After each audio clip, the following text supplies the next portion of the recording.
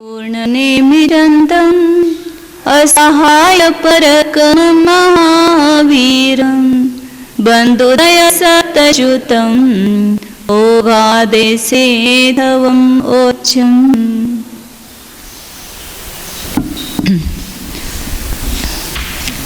अपने प्रदेश बंद के प्रकरण में योग के बारे में यह सब विस्तार से समझ लिया है। योग स्थान कितने प्रकार के हैं और उनमें योग स्थानों में 84 प्रकार का योग स्थानों का अल्प बहुत्व। उसके पहले अपने जगन योग स्थान में कितने अविभाव प्रतिच्छेद होते हैं उनका सबका संकलन, और हर एक योग स्थान में कितनी वृद्धि होती है। सूच्यंगुल के असंख्यात विभाग प्रमाण जगन स्पर्धक प्रमाण वृद्धि होती है। और उसके बाद योग स्थानों के द्विंद्रिय पर्याप्त से लेकर सौदनी पंचेंद्रिय पर्याप्त तक के योग स्थानों में काल की अपेक्षा यवा का रचना और जीव की अपेक्षा से यवा का रचना ये देखा है। अब यहाँ पर योग स्थानों का स्वरूप इसलिए समझा है कि प्रदेश बंध जो होता है वो योग के निमित्त से होता है। तो योग जैसा घटता बढ़ता होगा उसके अनुसार समय प्रबद्ध भी घटता बढ़ता बंधेगा। तो वही अब यहाँ पर बताते कि जितने प्रमाण में योग बढ़ेगा उतने ही प्रमाण में कर्म परमाणु भी ज़्यादा खींचेगा, मतलब उसमें समय प्रबद्ध उतना ही बड़ा होगा। तो उसी का यहाँ पर प्रमाण बता रहे हैं। 250 नंबर की गाथा है। फिर उसके ऊपर लास्ट की गुणहानि का दिखाया एकदम, क्योंकि सब गुणहानि का दिखाना यहाँ शक्य नहीं है इतनी जगह में। तो अंतिम गुणहानि का अंतिम प्रथम द्रव्य स्थिति द्रव्य और अंतिम स्थिति द्रव्य ये दो दिखाए। फिर उसके नीचे अधस्तन गुणहानि, उसका भी पहली गुणहानि, अधस्तन की पहली गुणहानि का पहला निषेध और अंतिम निषेध। फिर नीचे ऋण सहित लिखा है वह। फिर यहाँ अलग से ऋण और धन अलग से लिखा है। फिर अंतिम गुणहानि का प्रथम स्थिति द्रव्य और अंतिम स्थिति द्रव्य। इस प्रकार ये इसमें जो अपने निकाल है वही लिखे हैं व्यवका रचना में। और इधर जो है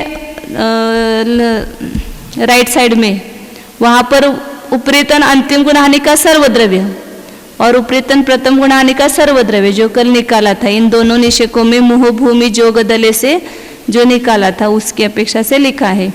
और अधस्तन गुणहानि का सर्वद्रव्य और अधस्तन अंतिम गुणहानि का सर्वद्रव्य लिखा है, और उसके बाजू में ही उसका ऋण भी लिखा है। प्रथम गुणहानि का ऋण और अंतिम गुणहानि का ऋण।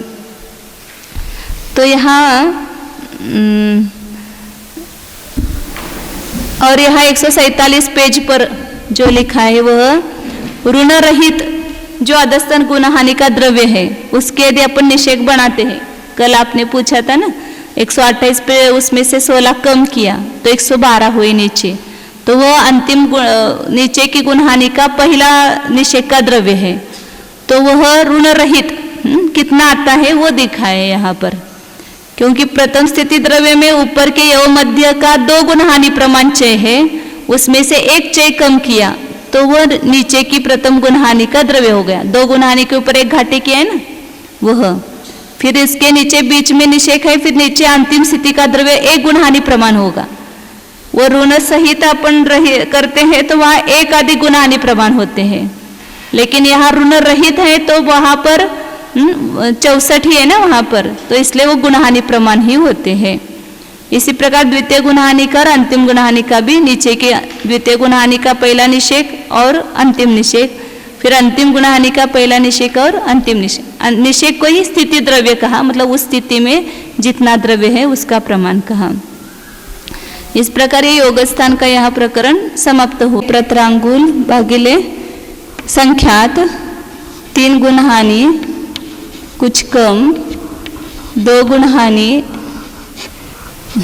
यह भाग दिया और 2 गुणहानि से गुना किया तो यह मध्य का प्रमाण आया था। मतलब जैसे अंक संदृष्टि से अपन ने 128 निकाला था, 1422 में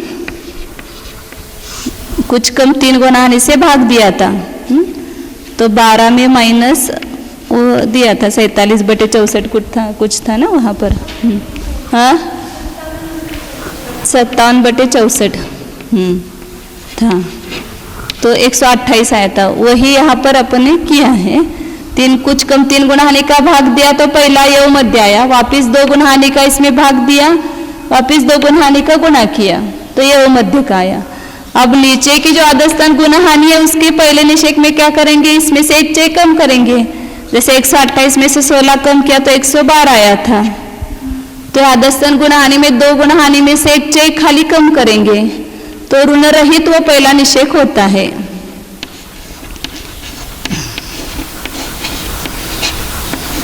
दो गुण हानि में से 1 चय कम करना, वो पहला निषेक हुआ, मतलब पहला स्थिति द्रव्य हुआ।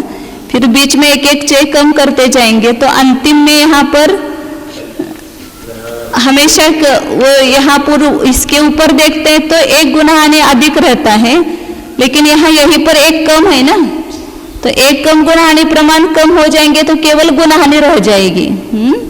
तो इसलिए केवल गुना हानि प्रमाण चय यहाँ रहेंगे।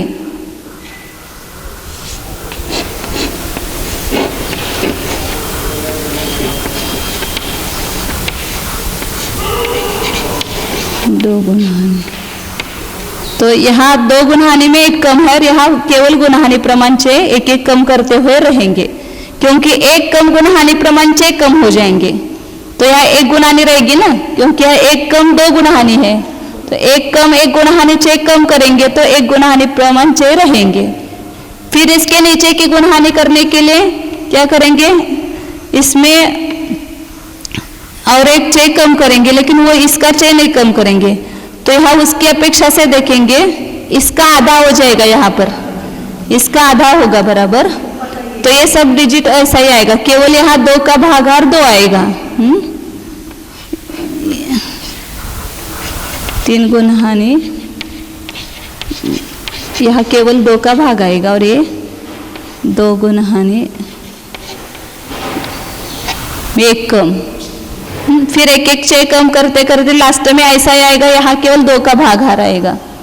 फिर उसके नीचे अंतिम गुना हानि, फिर ऐसा करते करते अंतिम गुना हानि में क्या होगा, यहाँ पर ये दूसरी गुना हानि है तो 1 बार 2 का गुना हुआ, ऐसे अंतिम गुना हानि में कितनी बार होगा, 1 कम गुना हानि प्रमाण बार होगा।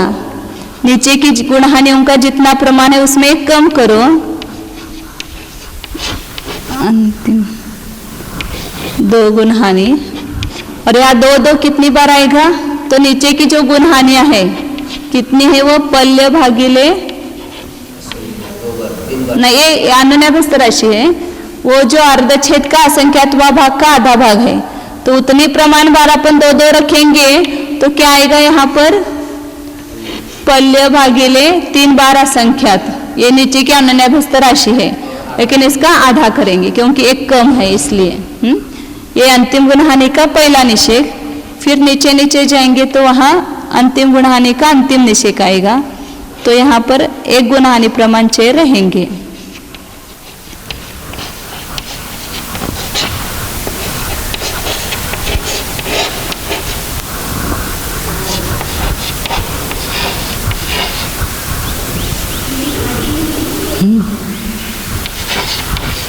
केवल गुण हानि प्रमाण चय रहेंगे, ये अंतिम निषेक होगा अंतिम गुण हानि का। ये ऋण रहित गुण हानियों का निषेक वहां पर बताया 147 पेज पर। प्ररूपणा हो, मतलब ये योग स्थान में जो जीव योग मध्य रचना कही थी उसका ये पूरा हुआ है। वो वीर 16-4 और जगत श्रेणी का असंख्यात्वा भाग, इतने स्पर्धक कितने हैं, जगन्य, मतलब ये जगन्य योग स्थान के अविभाग प्रतिच्छेदों का प्रमाण है। तो यहाँ पर इतना योग होता है तब सबसे जगन्य समय प्रबद्ध बनता है, तो उसकी संदृष्टि केवल स है। तो यहाँ पर इच्छा राशि अगला जो योग स्थान है उसमें कितनी वृद्धि होती है, सूच्यंगुल का असंख्यात्व भाग प्रमाण जगन्य स्पर्धक बढ़ते हैं। तो समय प्रबद्ध में कितनी वृद्धि होगी, जैसे अंक संदृष्टि से अपन समझे कि यहाँ जगन्य स्पर्धक गुणित 10 है, और इससे इतने योग स्थान से 100 परमाणु आते हैं, ये समय प्रबद्ध है समझो। या कुछ भी ले लो यहाँ। तो यहाँ पर 2 जघन्य स्पर्धक बढ़ेंगे वृद्धि में, तो समय प्रबंध का प्रमाण कितना होगा? तो वहाँ क्या करेंगे, 100 को 10 से भाग, मतलब यहाँ पर यह जघन्य स्पर्धक इसके पीछे भी आएगा, 2 जघन्य स्पर्धक और 10 जघन्य स्पर्धक, तो गुणित जघन्य स्पर्धक 2 और यहाँ जघन्य स्पर्धक 10।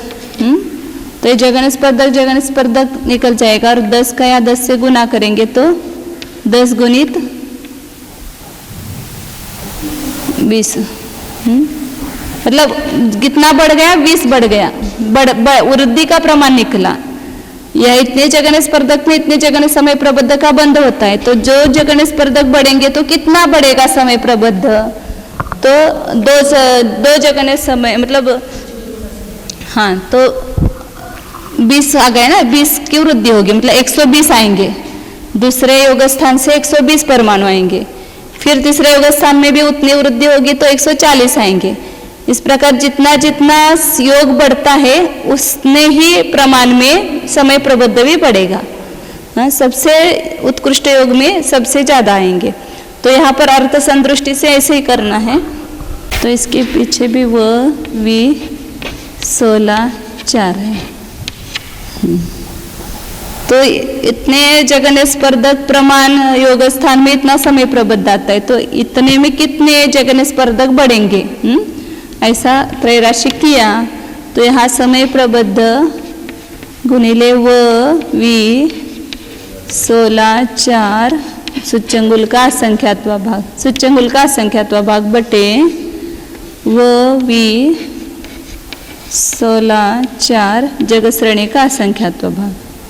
तो ये जघन्य स्पर्धक निकल जाएंगे और समय प्रबंध गुणिले सूच्यंगुल का असंख्यात्वा भाग भागिले जगत श्रेणी का असंख्यात्वा भाग, इतनी क्या होगी, वृद्धि होगी। वहां पर इतना समय प्रबंध में बढ़ेगा। पहले जघन्य समय प्रबंध में इतना अधिक करना, ये टोटल प्रमाण नहीं आया, वृद्धि का प्रमाण आया। समय प्रबंध में एक समय प्रबंध से जो दूसरा समय प्रबंध है वो कितना बढ़ता हुआ है, तो जघन्य समय प्रबंध को जगत श्रेणी के असंख्यात्व भाग का भाग दो और सूच्यंगुल के असंख्यात्व भाग का गुना करो। इतना हर समय प्रबंध में बढ़ेगा, वृद्धि होगी। इस प्रकार इस समय प्रबंध में इतना बढ़ा, फिर दूसरे समय प्रबंध तीसरे में भी इतना ही बढ़ेगा, तो ये 2 बार बढ़ेंगे इसमें। इस प्रकार वो आगे चार्ट निकाला हुआ है। योग स्थान और यह समय प्रबंध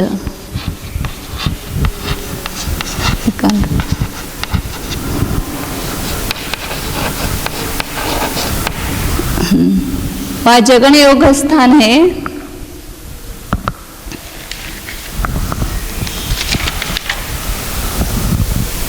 इधर उल्टा किया, ऊपर योग स्थान लिया।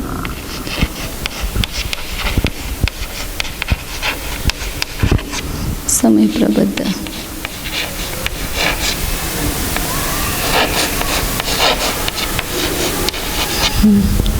तो जघन्य योग स्थान कितना है, वो V16 और जगत श्रेणी का असंख्यात्वा भाग, इससे ये समय प्रबंध बनता है।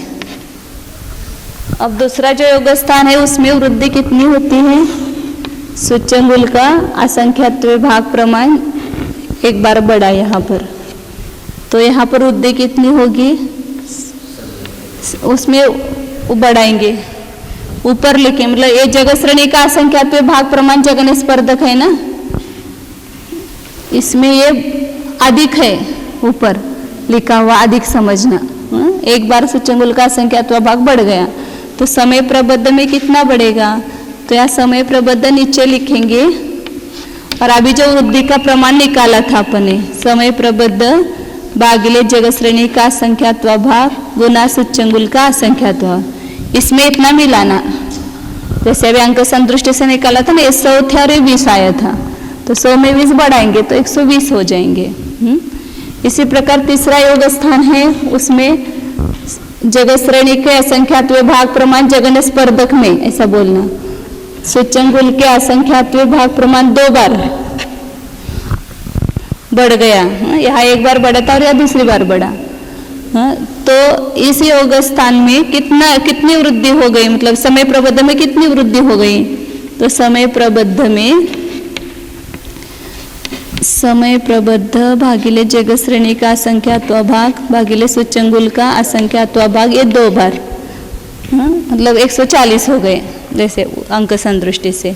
इस प्रकार सूचंगुल के असंख्यात्व भाग प्रमाण योग स्थान में बढ़ता जाएगा, शक्ति बढ़ती जाएगी, तो उतना ही समय प्रबद्ध भी बढ़ता जाएगा, उसकी वृद्धि भी समान है समय प्रबद्ध की भी। ये सब है जीव अभव्यय से अनंत गुणे और सिद्ध राशि का अनंतवा भाग, लेकिन कम ज्यादा। अभव राशि से अनंत गुना ही आएंगे और सिद्धों का अनंतवा भाग ही होंगे।